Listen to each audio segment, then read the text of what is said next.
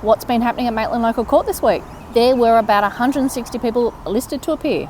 However, no public information in the form of a police media release or newspaper story for us to know what the cases were about. Perhaps there was nothing worthwhile us knowing about this week's cases. Wrong.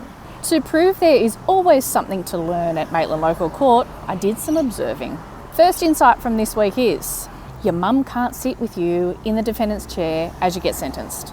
Second, it's common for people to lose their job when the police discover you are driving the unregistered work car with cocaine in your system.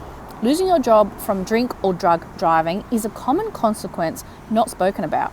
By the way, don't assume that defendant was young. They open the courtroom doors here to all ages. Which leads me to my third observation.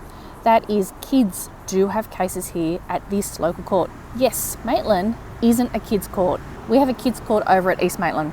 However, kids still appear here at Maitland, and the cases are often dealt with in an open court. So watch out talking about these cases outside the courthouse, because there's a bunch of laws around what you can and cannot say. I will let you guess why the kids appear here.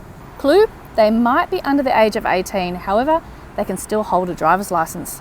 Fourth observation is many defendants decide to plead guilty because of financial reasons. Here's an example. The defendant is mature aged, they're older than the magistrate. He claims the traffic light was green, not red, and pleads not guilty. The defendant encourages the magistrate to just look at the photo. But because of their not guilty plea, the magistrate cannot go through the evidence at this mention. The magistrate also can't give legal advice. The magistrate instead reminds the defendant of the risk of costs against them from the prosecution. We are all reminded Maitland is a regional court, and the prosecution, who is Transport for New South Wales, may decide to brief a private solicitor. If the defendant is found guilty at the hearing, Transport for New South Wales may seek costs which could be in the thousands. The defendant immediately changes their plea to guilty. Now the case moves to sentencing, where the magistrate can look at the photo of the traffic lights.